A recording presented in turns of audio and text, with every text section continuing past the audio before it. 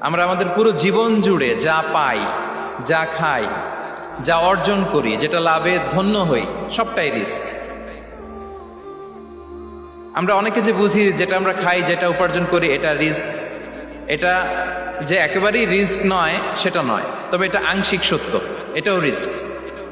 অর্থ, খাদ্য, জাগতিক সম্পদ এটাও রিস্ক, কিন্তু এটা রিস্কের সর্বনিম্ন স্তর, the lower level of provision, the lower level of risk হচ্ছে এই যে খাদ্য, অর্থ, জাগতিক সম্পদ। রিজিকের সর্বনিম্ন স্তর হচ্ছে এটা। আর রিজিকের সর্বোচ্চ স্তর হচ্ছে ফিটনেস। সুবহানাল্লাহ বিহামদি।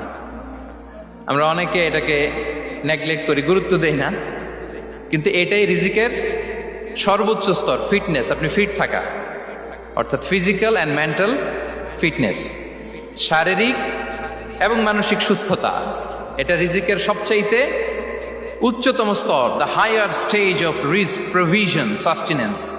ফিটনেস, সুস্বাস্থ্য, শারীরিক এবং মানসিক সুস্থতা। কারণ আমাদের স্বাস্থ্য যদি ভালো না থাকে, ফিজিক্যালি মেন্টালি যদি আমরা ফিট না হই, পৃথিবীর সব নেয়ামত আমার পায়ের সামনে হাজির করলেও আমি কিছুই উপভোগ করতে পারবো না। এজন্য এইটা সবচাইতে বড় রিস্ক। এবং রাসূলুল্লাহ সাল্লাল্লাহু আলাইহি ওয়াসাল্লাম তিনি বলেছেন যে নি'মাতান মাগবুনুন ফীহিমা কাসীরুম মিনান নাস, আস-সিহহাতু ওয়াল ফারাগ। দুটি নিয়ামত আছে যে দুটি নিয়ামতের ব্যাপারে মানুষ খুবই গাফেল, উদাসীন, গুরুত্ব দেয় না। তার মধ্যে একটা হচ্ছে আস-সিহহা, সুস্বাস্থ্য, আর একটা হচ্ছে আল ফারাগ, অবসর। আমরা যখন খুব ব্যস্ত হয়ে পড়ি, নাভিশ্বাস, সময় নাই, খুবই রাশিং, তখন বুঝি যে অবসরের কত দাম। আবার আমরা যখন ফিজিক্যালি উইক হয়ে পড়ি, অসুস্থ হয়ে যাই, তখন বুঝি সুস্বাস্থ্যের কত দাম। তো রিজিকের সর্বনিম্ন স্তর হচ্ছে, প্রিয় ভাই এবং বোনেরা, খাদ্য, টাকা পয়সা, জাগতিক সম্পদ, এগুলা। আর রিজিকের সর্বোচ্চ স্তর হচ্ছে fitness, physical and mental fitness.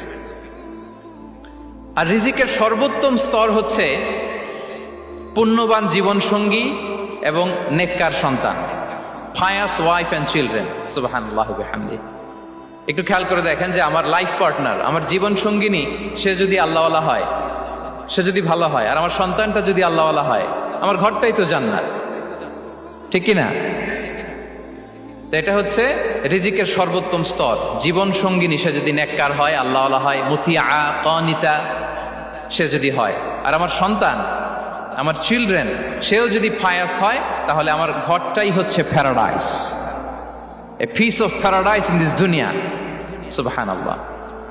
আমরা আম্মা জান খাদিজাতুল কুবরা আত-তাহিরা রাদিয়াল্লাহু তাআলা